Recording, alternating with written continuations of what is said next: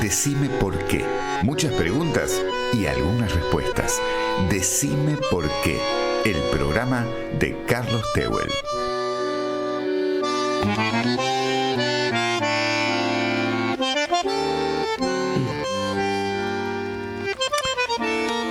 El filósofo René Descartes, nacido en Francia en 1596 y fallecido en Estocolmo en 1650, es considerado el padre del modernismo.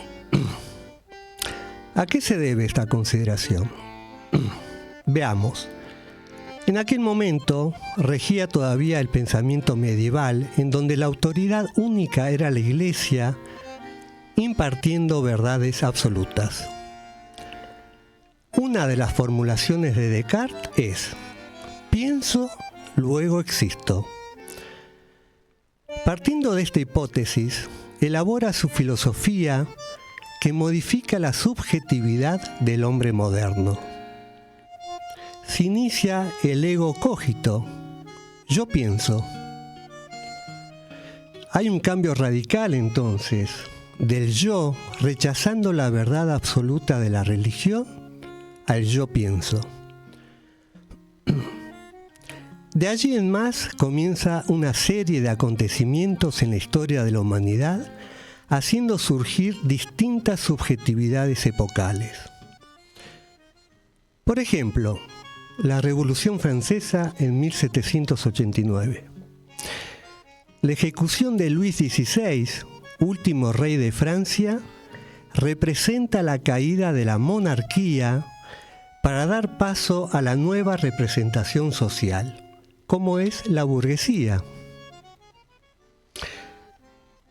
Y más adelante, prácticamente 100 años después, tenemos la revolución bolchevique en Rusia, año 1917, que derroca a la familia del zar y coloca a un nuevo representante social, el proletariado. En ese mismo año, 1917, Sigmund Freud escribe un ensayo llamado Una dificultad del psicoanálisis.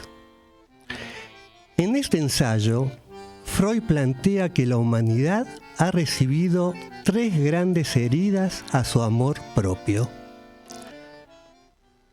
La primera herida se origina cuando Copérnico, según Freud, en el año 1550 anuncia que la Tierra era un planeta más del sistema solar, dejando de lado la posibilidad que la Tierra tenga una posición central en el universo. Es así como la Tierra y otros planetas, el descubrimiento de Copérnico, giran alrededor del Sol. Primera herida entonces para la humanidad, según Freud. La segunda herida tiene que ver con los descubrimientos de Darwin, cuando este científico muestra que el hombre es parte de un linaje evolutivo, es decir, que no somos especiales ni diferentes a otros seres vivos. Y la tercera herida, justamente, es la que descubre el padre del psicoanálisis, el inconsciente, mostrando de esta manera que en la mente humana hay una parte desconocida y que es fundamental en la conducta del humano. De este modo construye una nueva subjetividad. Soy Carlos Tehuel y les doy la bienvenida a Decime por qué. Hoy dialogaremos sobre el tema de la subjetividad. Carlos Tehuel te propone compartir sus búsquedas y pasiones. Decime por qué, en Radio Con Aguante.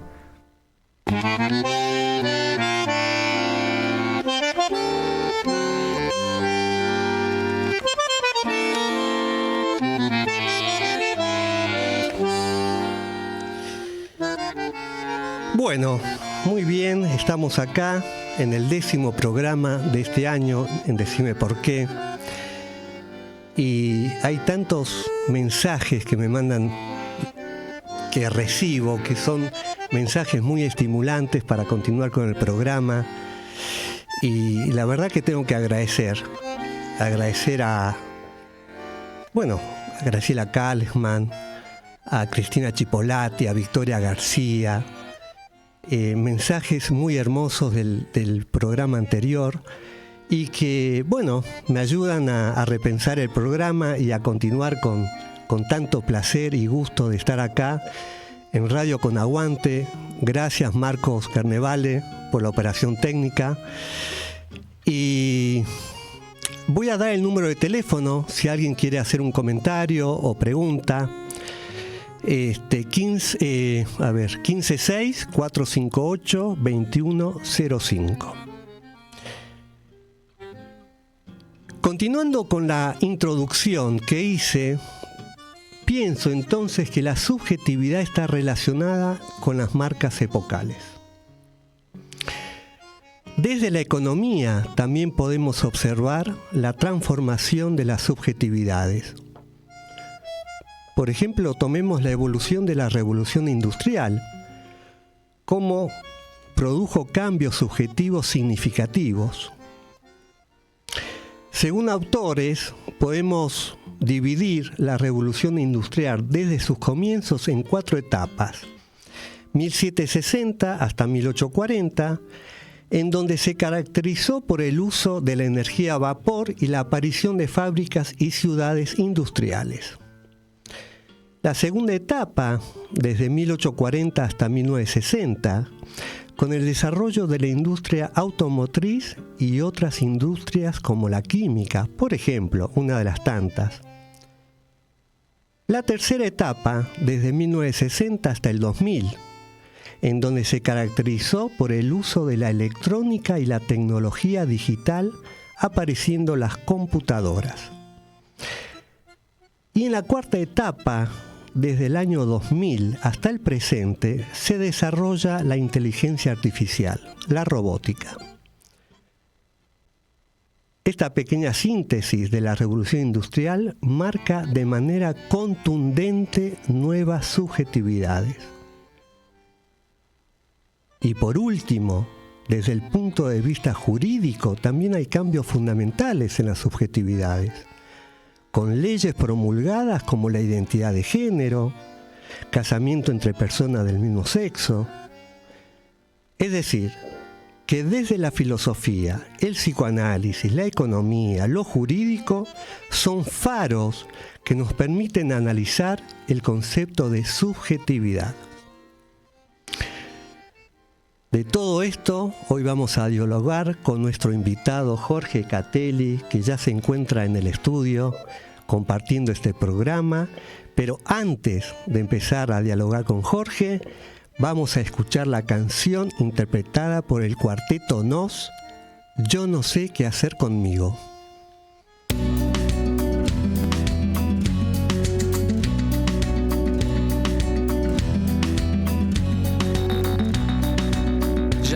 Obligado a misa, ya toqué en el piano para Elisa, ya aprendí a falsear mi sonrisa, ya caminé por la cornisa, ya cambié de lugar mi cama, ya hice comedia, ya hice drama, fui concreto y me fui por las ramas, ya me hice el bueno y tuve mala fama, ya fui ético y fui errático, ya fui escéptico y fui fanático, ya fui abúlico y fui metódico, ya fui púdico, fui caótico, ya leí a Arthur Conan Doyle, ya me pasé de nafta a gasoil, ya leí a Breton y a Molière, ya dormí en colchón y en somier, ya me cambié el pelo de color, ya estuve en contra y estuve a favor, lo que me daba placer ahora me da dolor, ya estuve al otro lado del mostrador y oigo una voz que dice sin razón, vos siempre cambiando ya, no cambias más y yo estoy cada vez más igual,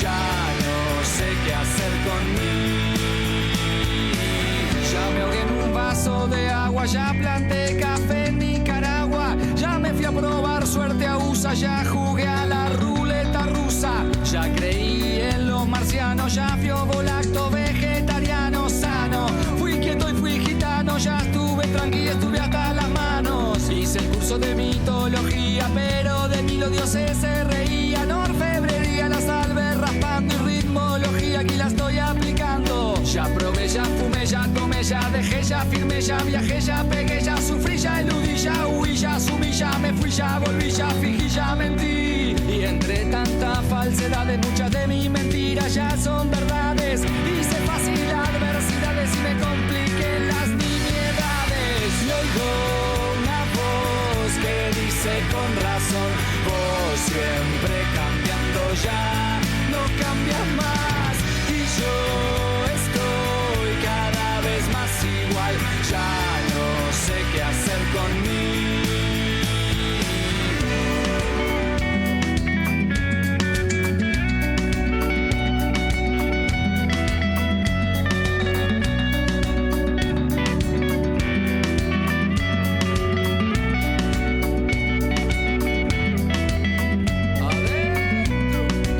Ya me hice un lifting, me puse un piercing, fui a ver al Dream Team y no hubo feeling. Me tatué al Chen una nalga arriba de mami para que no se salga. Ya me reí, me importa un bledo de cosas y gente que ahora me da miedo. Ayuné por causas al pedo, ya me empaché con pollo al espiedo. Ya fui al psicólogo, fui al teólogo, fui al astrólogo, fui al enólogo. Ya fui alcohólico y fui la peta, ya fui anónimo y ya hice dieta. Ya lancé piedras y escupitajos al lugar donde ahora trabajo. Y mi legajo cuenta destajo que me porte bien y que arme relajo.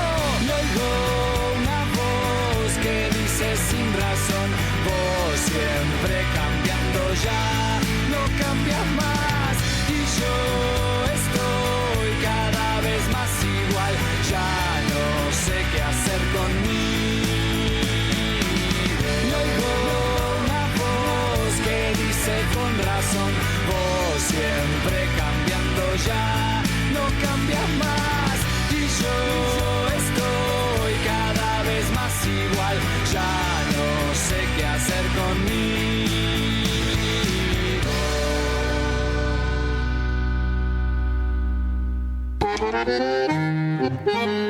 Entrevista en Decime por qué, el programa de Carlos Tehuel.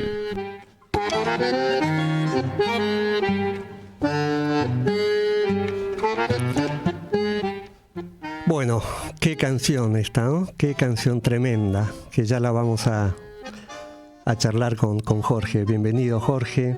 Gracias, Carlos, un gusto estar acá contigo. Bueno, gracias por la invitación.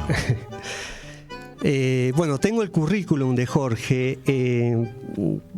Creo que me va a llevar todo el programa a leerlo, así que Jorge Catelli, analista, psicólogo, docente universitario, investigador en salud escolar, doctor en psicología. Así que, bueno, es un gusto grande que estés acá, Jorge, compartiendo este programa. Y el placer es mío. Muchísimas gracias por la invitación realmente y por la temática para la que me convocaste para conversar y para hablar hoy. Bueno, entonces ya entremos directo en la temática. Decime qué pensás de las subjetividades, la época nuestra, en fin. Bueno, creo que hay algo que vos trajiste, algo muy importante que creo que es el enorme salto que hubo con respecto a lo que pasó a ser con Descartes el sujeto moderno, ¿no? El sujeto del cogito, el pienso luego existo, ¿no?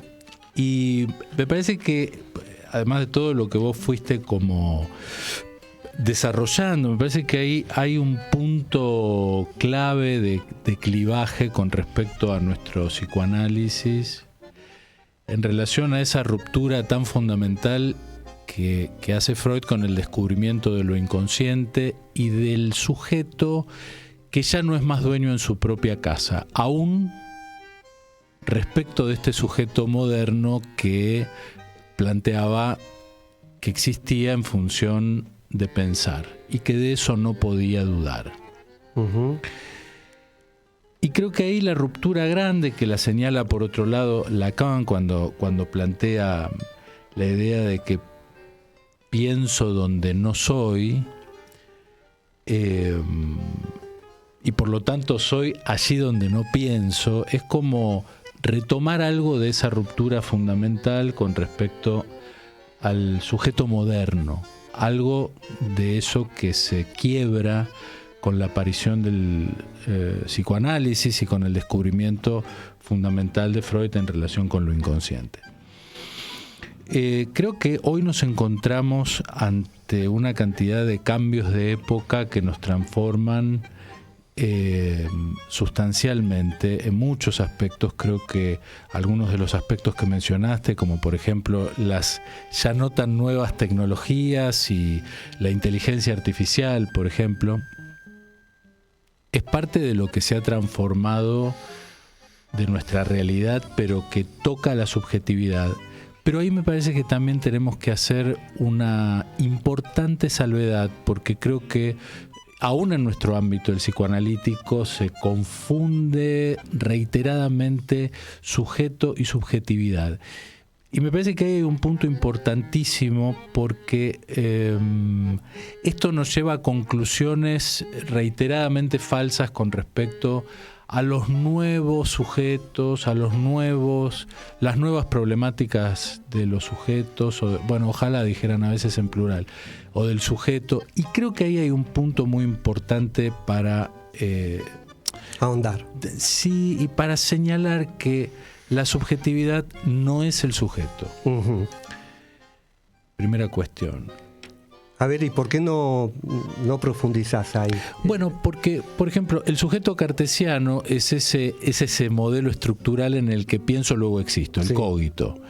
Cuando se produce esa virulenta ruptura del psicoanálisis, plantea otro modelo de sujeto. Y ese sujeto es un sujeto que sueña, un sujeto que comete lapsus, actos fallidos, y resulta que hay una sospecha respecto de que eso tiene algún otro sentido. Ahora, entonces el sujeto del siglo de oro no soñaba. El sujeto de... Y ahí es donde empieza la confusión grande, porque el modelo de sujeto no describe la subjetividad, sino, mejor dicho, la subjetividad describe los modos de darse del sujeto. Uh-huh. Y por lo tanto, las subjetividades, y lo digo exprofeso en plural, van a ir mostrando algo de la singularidad en relación a un tiempo, en relación a una época, con respecto a un sujeto, en tal caso, situado. El sujeto situado en esa subjetividad epocal. Claro, porque entonces nos encontramos con los modos de darse de ese sujeto. Uno podría decir, ¿cómo cambió el sujeto de lo inconsciente entonces? No cambió. Y no cambió aún haciendo una retroversión al pasado con respecto a ese sujeto que soñaba, que tenía lapsus, cometía actos fallidos, pero que no había un instrumento con el cual leerlo. Hoy podríamos decir que hay algo del modo de darse de ese sujeto del inconsciente, del sujeto del deseo, del sujeto escindido, pero que se da con otros elementos. Y tal vez se da con un tipeo errado en un correo electrónico, ya es casi antiguo un correo electrónico, en un WhatsApp, con la inteligencia artificial, con nuestros propios pacientes que sacan los celulares en el diván y nos leen alguna cosa o nos pretenden hacer escuchar un audio para darle mayor realismo y objetividad a lo que nos quieren contar. Son modos de darse, ¿no? Ahora, creo que esto nos compromete, y creo que en este sentido los psicoanalistas tenemos una responsabilidad respecto de nuestro tiempo, ¿no? En cuanto a cómo ayudar a pensar. Y por eso me resultó tan interesante tu invitación, e incluso el hecho de que tengas un programa de radio y de difusión en donde hay alguien pensando para otros desde el pensamiento psicoanalítico. Cómo pensar a nuestro tiempo, en tiempos, incluso uno podría decir, volviendo al sujeto situado, donde se dan las subjetividades en un tiempo neoliberal, en un tiempo de explotación de sí mismo, como dice el coreano este que me cae tan bien, el Byung-Chul Han, ¿no? Con respecto a la explotación de sí mismo, el sujeto del rendimiento.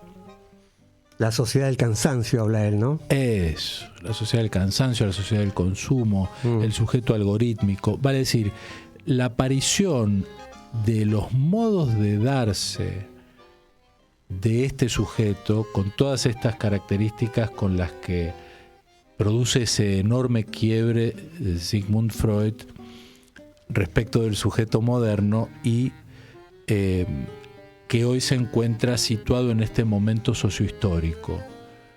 Porque creo que esto es otra de las cuestiones ante las cuales pienso que los psicoanalistas tenemos la responsabilidad de no retroceder e incluso de entrar en un diálogo con este tipo de situaciones que a veces toman la delantera a otras disciplinas y que me parece importante sostener el diálogo con estas, ¿no? Claro, claro. Cuando dijiste que si en la Edad Media o antes de Descartes el sujeto soñaba, me hiciste acordar al sueño bíblico que el faraón le pide, creo que a Josué, no me acuerdo bien. A Jacob. A Jacob, sí, que le interprete el sueño. Claro. Es decir, se soñaba y también había quien podía interpretar ese sueño. Lo que pasa, claro, que no estaba la epistemología para pensar, bueno, es un sueño desde el inconsciente, que tenía que almacenar, creo, no sé cuántas bolsas de maíz, trigo. O de trigo. Es decir, que se soñaba y se hacían chistes, pero tiene que venir Freud para puntuar, para decir que ese sujeto está dividido. Ahora, también me interesa pensar que ese sujeto dividido se encuentra en una época que podemos decir que hay subjetividades nuevas o que se van modificando, se van transformando. Por eso me parece interesante lo que decís, no confundir sujeto de subjetividad. Absolutamente, creo que ahí hay un punto a señalar y a subrayar, porque también yo creo que tenemos que pensar y poder tener a mano algún tipo de respuestas que desde otros discursos digamos, se interpela el psicoanálisis como una cosa antigua o una cosa vieja a veces, o Freud, más de 100 años, ¿no es cierto? Y tiene una frescura y tiene una vigencia tan impresionante, los conceptos de inconsciente, de sexualidad, el concepto de polimorfismo y todo lo que uno va encontrando a lo largo de la obra de Freud, que sigue presente porque no hace una referencia justamente a la subjetividad, sino que es la subjetividad la que lo conduce desde su clínica, si bien él no habla de sujeto como hablamos nosotros hoy día, pero a construir, digamos, un sujeto. Y creo que en ese punto es muy interesante darle un nuevo valor, una nueva lectura hoy, en función de lo que estamos atravesando. Cuando hablamos del sujeto algorítmico, bueno, era una cosa que Alan Turing plantea en los años 30, pero Alan Turing no llegó a enterarse. ¿Sabes por qué tiene la manzanita mordida Apple? A ver, en algún momento lo supe y ahora ya no. Alan Turing era homosexual. Ajá. Y gracias a Alan Turing, que era un brillante de la matemática, claro, logra descifrar el código de la máquina Enigma con que los nazis se pasaban las ubicaciones. El tipo logra descifrar, entonces logra captar en ese mensaje que iban a desembarcar por Normandía, entonces se hace la gran emboscada. Gracias a Alan Turing se termina la Segunda Guerra. Pero resulta que era homosexual. Y en Gran Bretaña estaba penada la homosexualidad. Y estaba penada con la castración o con la muerte. Creo que era una cosa así tremenda. Sí, o la cárcel. Y él decide envenenarse comiendo una manzana envenenada. Ah, mira. Steve Jobs le hace su gran homenaje con la manzanita mordida. Pero ¿por qué le hace ese homenaje? Porque lo que estamos viviendo hoy con la inteligencia artificial, o también deberíamos decirlo en plural, las inteligencias artificiales, fue una cosa que la pensó Alan Turing con una máquina, que era una máquina virtual, digamos así, en la que él se preguntó si las máquinas podían pensar. Uh-huh. Y eso ya era un nuevo modelo de subjetividad, años 30, te estoy diciendo. Y claro, era irrealizable en ese momento, no había posibilidades más que ese tipo de máquina enigma que cambiaba y él logró entender ese código. Pero esto estamos encontrándonos con su realización hoy. Lo que en los años 90 la psicología cognitiva tomó de la inteligencia artificial, de la psicología cognitiva de Howard Gardner, eran como los primeros elementos de pensar una subjetividad desde la metáfora del procesamiento de datos, claro, que retomaban esas ideas de Alan Turing, que planteaba las ideas de Fodor, Gardner mismo, en donde proponía un modelo computacional de la mente, ¿no es cierto? Claro, hoy nos encontramos con la máxima realización, máxima no creo porque esto sigue, ¿no? Esto sigue. Y son sistemas que se retroalimentan y que tienen capacidad de crecimiento propio. Ahora, me parece que lo interesante es pensar cuánto esto afecta a nuestra vida cotidiana y a nuestra subjetividad. Vos pensás que estamos hablando de un modelo que teóricamente se inicia en los años 30, hace casi 100 años, o 90 años, poner.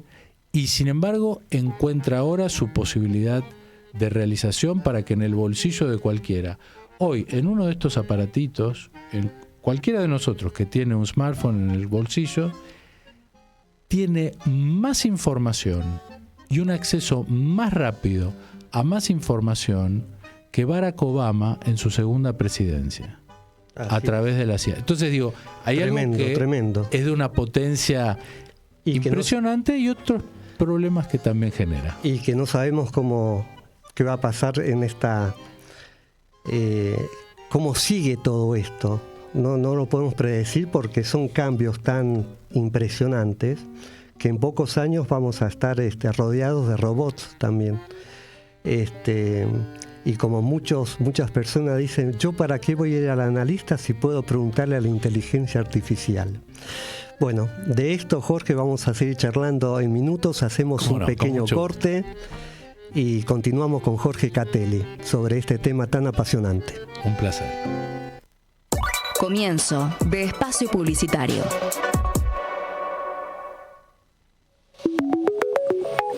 Lo que hacemos no es periodismo, es confiar en nuestro instinto. Noticias de ayer. Búscanos en Facebook como Noticias de Ayer. Llegan a YouTube las Sesiones en Red, un lugar con los artistas de tu generación. Sesiones en Red, nuevos sonidos. Fin de espacio publicitario.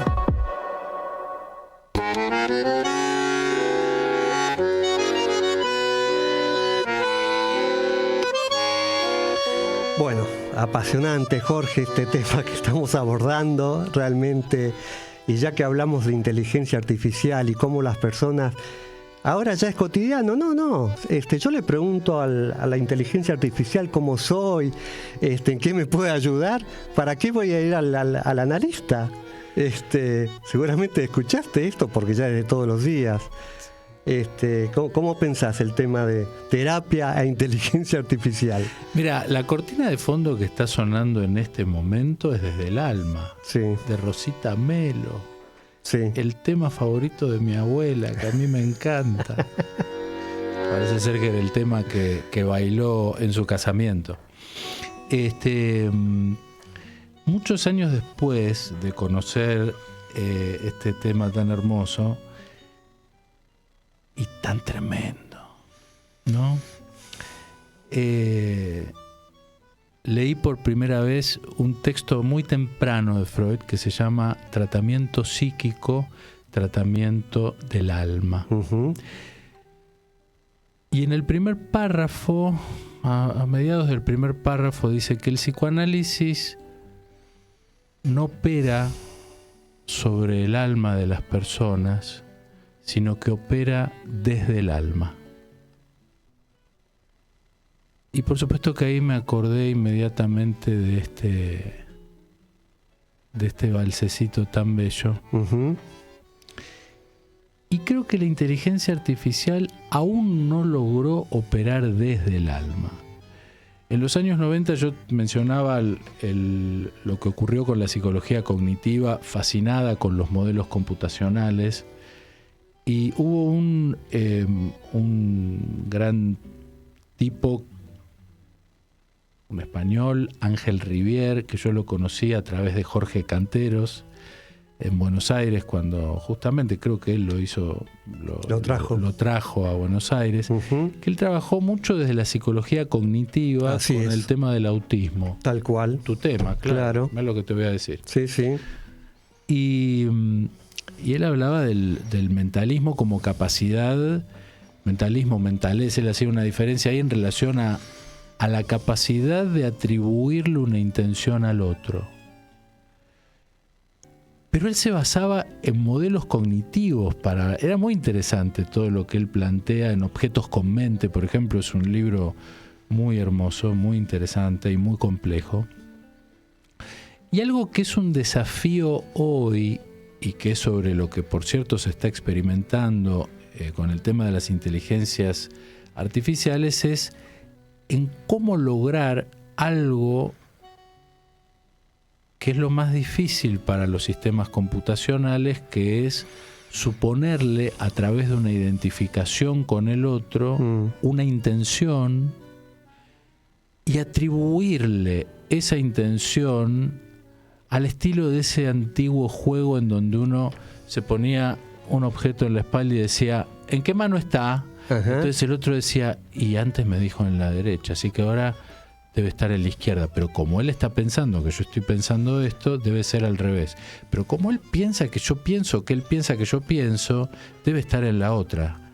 Y así infinitamente. Calculando. Entonces eso es algo que por ahora la inteligencia artificial no lo logró. Uh-huh. Por ahora. Y creo que hay varios problemas que plantea la inteligencia artificial en relación con lo que tiene que ver con nuestro métier, con el psicoanálisis, problemas de índole ético, problemas que tienen que ver con un saber hacer y que tienen que ver justamente con un aspecto propio de la identificación, ¿no es cierto?, de la identificación entre los sujetos y la capacidad empática. Hoy está muy de moda la palabra empatía. Pero creo que nosotros tenemos un fundamento de una hondura muy grande con respecto a cómo se constituye el sujeto en esa capacidad de comprender al otro a través de ese trabajo psíquico, de ese encuentro con el prójimo, en relación con la identificación como un trabajo inconsciente, pero lleno de consecuencias para poder funcionar, y sobre lo que se apoya todo el edificio teórico y clínico de nuestra profesión. Sí, quiero hacerte un comentario de eso, pero antes hay un mensaje de Alberto de San Juan que dice: excelente el programa de hoy, profundo, enriquecedor, muy bueno el entrevistado. Muchas gracias. ¿Qué tal, Qué lindo San Juan. Lindo San Juan, ¿no? Qué ricas uvas. Que uno se las puede servir ahí. En todas las casas hay viñedos, increíble. Hay viñas, cepas, lo que se dice. Yo soy sanjuanino, no sé si lo sabías, Jorge. No sí, lo sabía. Claro. Por eso tenemos banca en San Juan. Claro, por supuesto. Qué bueno, no lo sabía. Sí. Vos sabés que me hiciste pensar, asociar a lo que dice Bifo Berardi, en cuanto que él plantea que el problema grande que estamos teniendo, que los niños dice Berardi, ¿no?, que los niños aprenden las primeras palabras no desde la madre, sino desde una computadora. Entonces, en ese sentido, hay una nueva subjetividad, que la alteridad, el otro, puede ser una máquina. Entonces a la máquina se le va a preguntar qué me pasa, y no ya al otro humano. Uh-huh. ¿Mm? Bueno, él trae este punto, este tema, cuando habla de la tecnosubjetividad. Sí. Él tiene todo un tema con la tecnosubjetividad, pero a mí me parece que hay algo de este tecnosujeto, para decirlo así, que no es sin los elementos que nosotros conocemos. Yo ahí le hago una crítica a Berardi desde el psicoanálisis en relación a que nada de esto es posible si no son sistemas isomórficos con los que nos constituyen. Vale decir, las tecnologías nos pueden ayudar para poder ver en una pantalla de Zoom, como se popularizó en la pandemia, digamos, para usar una de las plataformas, sí, donde nosotros veíamos a otras personas del otro lado. Y eso era una ficción. Estábamos lejos. O incluso ahora que podemos conectarnos y hablar con gente que está lejísimo o que se acaba de contactar de San Juan.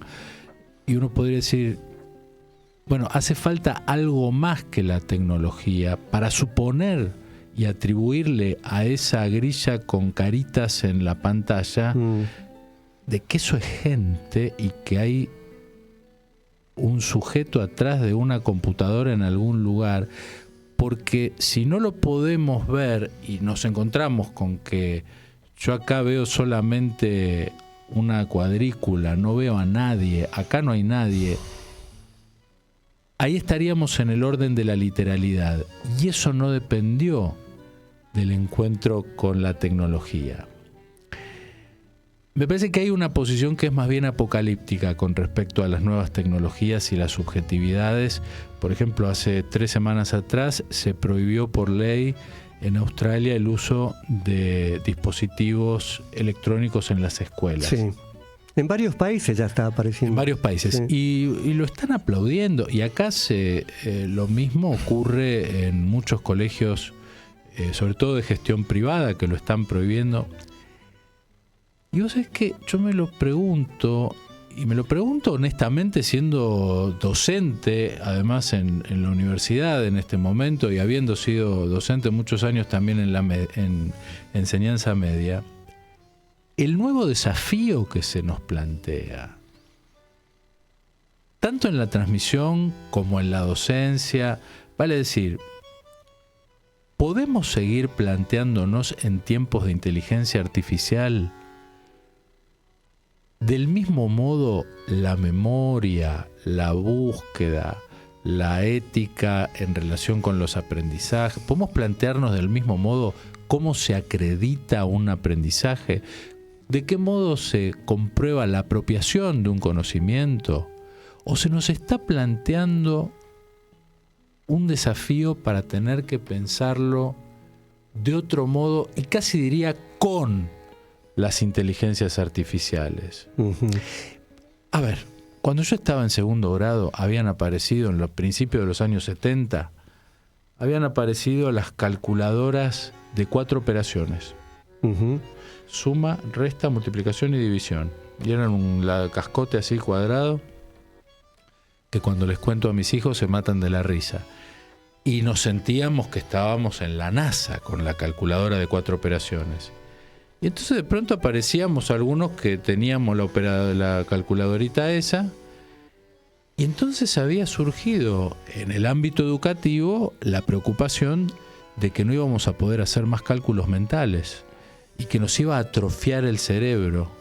Y no me olvido más, ya estábamos en el proceso de represión y la dictadura militar, que en el grado de mi segundo grado había un cartelito, un sticker que decía: el silencio es salud. Así es. Y al lado había otro hecho por la maestra que decía: aquí está prohibido usar la calculadora. Creo que tiene que ver, por supuesto, con esa historia, con ese recorrido, con esa asociación. Pero cada vez que queda algo que trae un desafío, solucionado a través de una prohibición, a mí me hace ruido. Y me pregunto, al menos, yo mismo como docente, ¿cómo voy a tomar el próximo parcial? ¿Voy a pedirles que hagan un trabajo en la casa? Bueno, yo creo que eso ya no se puede hacer. Pero no se puede hacer porque no tiene sentido. Si el conocimiento está en una periferia, antes había que acumular conocimiento. Estaba en el procesador central, dirían los cognitivos, digamos. Ahora el asunto es cómo ir a buscarla, saber cómo hacer mejor. Claro, la era de la enciclopedia, ¿no? Acumular conocimiento. Claro, pero el día en que a mí, en mi biblioteca de 5.000 volúmenes, yo estaba sentado a 6 pasos de la obra de Freud, a 6 pasos, 6. Y yo estaba ante la computadora y por primera vez se me ocurrió decir, voy a buscar la cita en Google. Y Google me dijo la página y la cita exacta. Y yo no caminé 6 pasos nada más. Ese día me di cuenta que había algo que había cambiado de una manera tremebunda respecto de todos esos libros que tenía ahí acumulados y juntados y leídos y subrayados y fichados y con marcas y con banderitas y con cosas. Y creo que eso nos pone a pensar, y creo que esto abarca múltiples ámbitos de cómo pensamos la subjetividad, la educación, la ética, la formación, la transmisión. Y es un desafío en el que los psicoanalistas creo que tenemos estamos interpelados, ¿no es cierto? Claro, no solamente los psicoanalistas, la cultura está interpelada con esto de la inteligencia artificial, ¿no? Y qué va a pasar, muchos antropólogos hablan del poshumanismo, ¿no? Sí, el poshumanismo.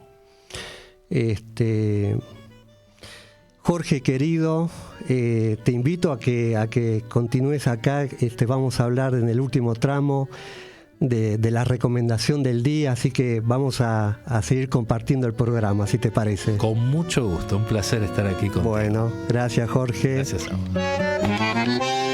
Tiempo de recomendaciones en Decime por qué, el programa de Carlos Tehuel.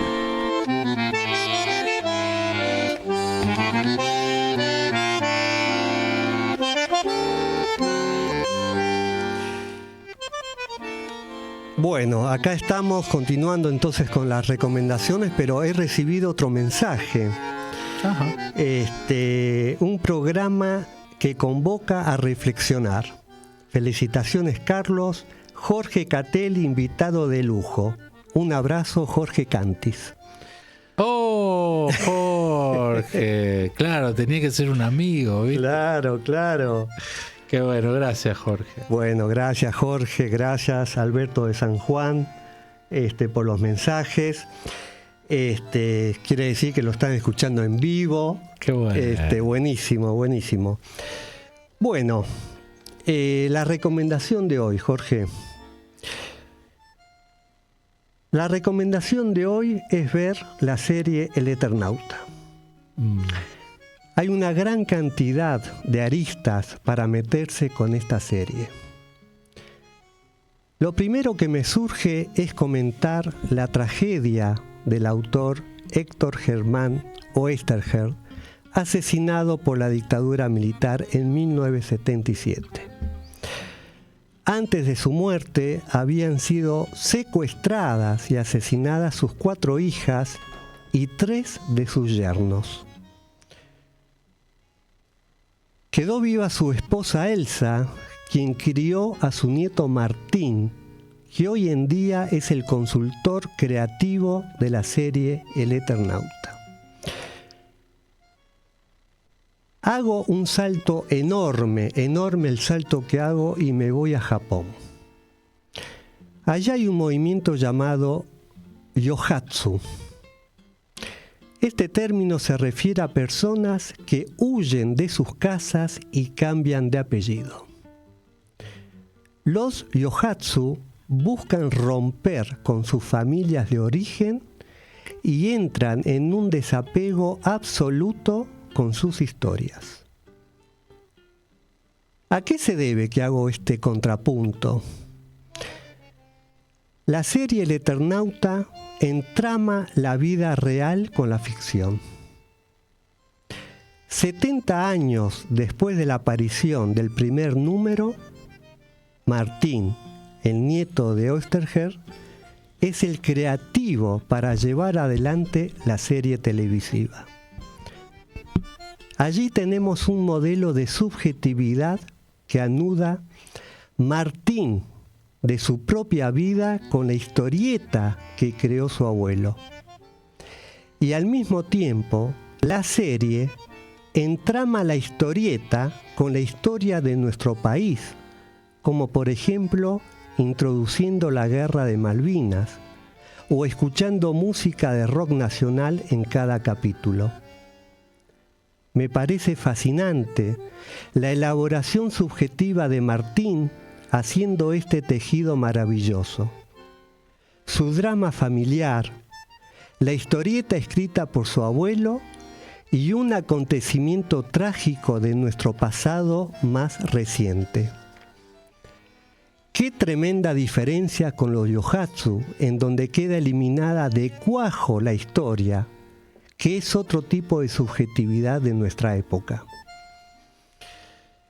Bueno, esta es la recomendación de hoy en día. No sé, Jorge, si querés agregar algo. Wow, qué impresionante lo que acabas de decir de yohatsu, de este movimiento, no lo conocía. Uh-huh. Y mientras lo estabas leyendo me preguntaba si es posible borrar la subjetividad y aquello que la ha constituido en lo que es la inscripción de nuestro nombre, como esto que parece ser que intentan borrar en las historias intergeneracionales. Digo esto porque el psicoanálisis justamente es aquel que se especializó y se especializa, digamos, en el trabajo elaborativo sobre esa subjetividad que emerge, esto que decíamos, soy allí donde no pienso, donde emerge algo de lo inconsciente, un trabajo que es lento, prolongado, pero eficaz en la elaboración respecto de esas historias que sobredeterminan a nuestra subjetividad. Y me lo preguntaba un poco a partir de lo que comentabas y obviamente con esta magnífica recomendación del Eternauta, tanto por la serie como por la vuelta a aparecer de aquella historieta y de estas propuestas de Oesterheld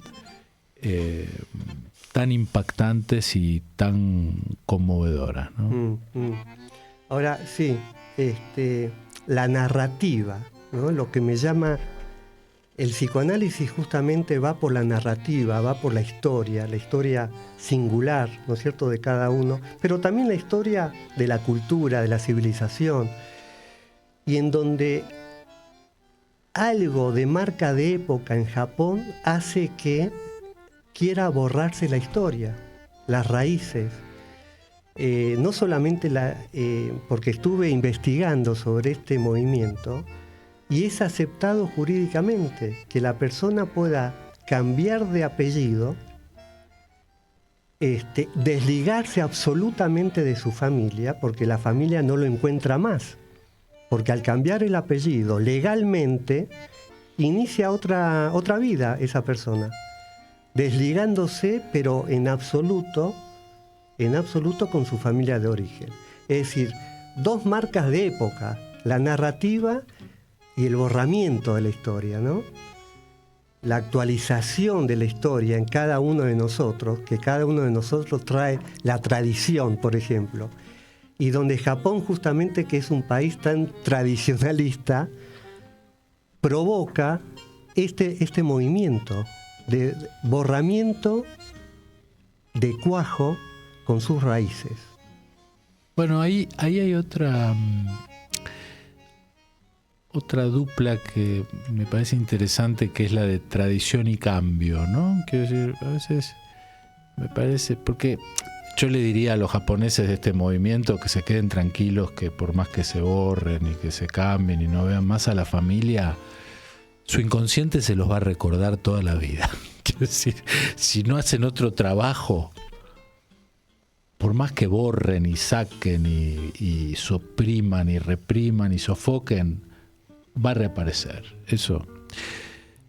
Pero me parece que hay algo de la tradición, de la riqueza de la tradición, porque la tradición puede ser absolutamente estéril, aplastante, ritualizada e infecunda, pero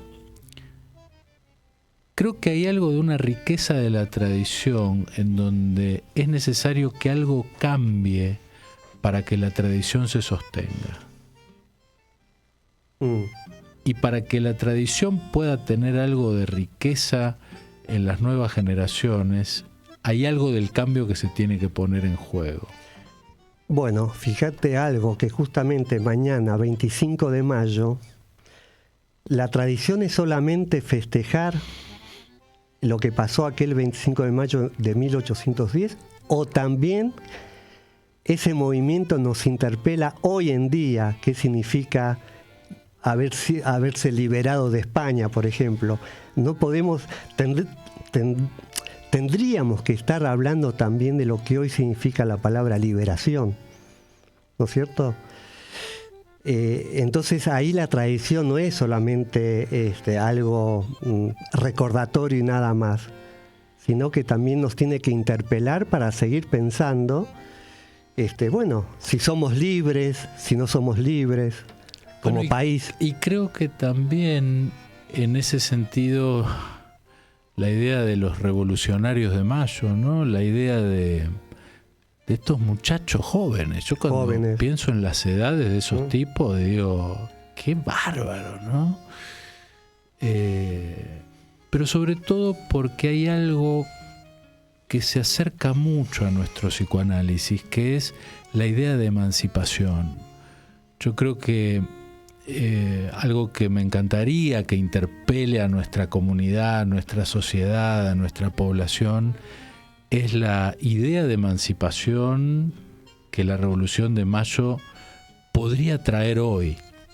Algo de eso que cada vez vemos mayores dependencias y mayores tranzas, en un sentido regresivas, y recuperar algo de aquel espíritu revolucionario, pero no solo revolucionario, revolucionario y emancipador, que hoy tanta falta nos haría. Así es. Qué gustazo, Jorge querido, qué gustazo que hayas estado acá conmigo, dialogando. Y para finalizar, escucharemos una canción justamente homenajeando al Eternauta, Jugo de tomate frío de Manal, canción que canta Ricardo Darín en la historieta, en la serie. Así que, bueno, me despido y el próximo sábado no puedo hacer el programa por una cuestión de agenda, así que en 15 días retomamos con otro invitado. Y bueno, Jorge, muchísimas gracias. Yo soy el agradecido. Muchísimas gracias por este encuentro y por esta invitación. Un placer estar contigo acá intercambiando. Dale. Decime por qué. El desafío radial que te propone Carlos Tehuel cada sábado. Romper esquemas, plantearse nuevas miradas, abrir un espacio de búsqueda compartida. Decime por qué. En Radio Con Aguante.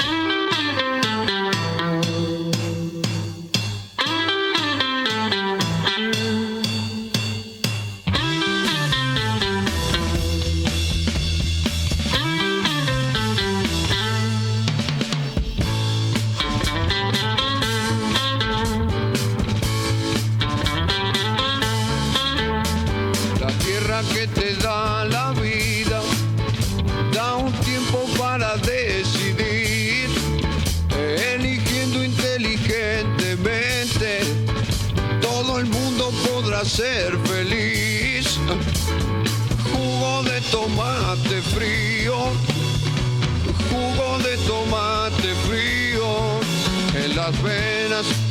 en las venas deberás tener.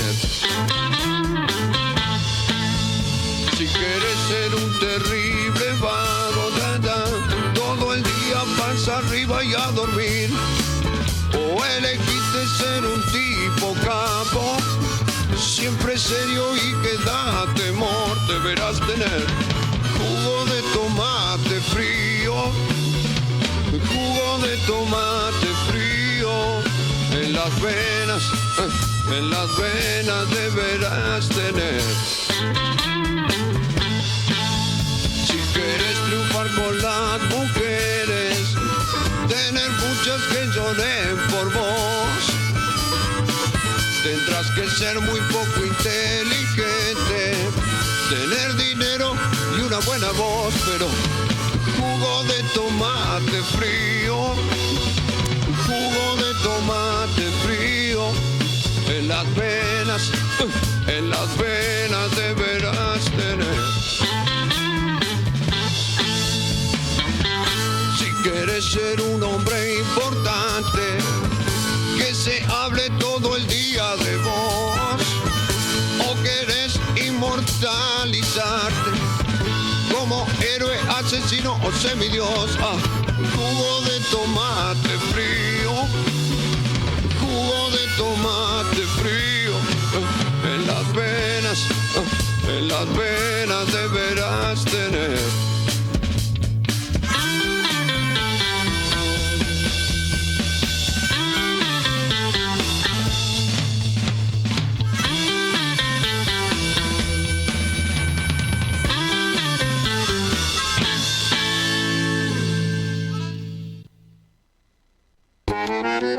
Hasta aquí, Decime por qué. Muchas preguntas y algunas respuestas. Decime por qué, el programa de Carlos Tehuel.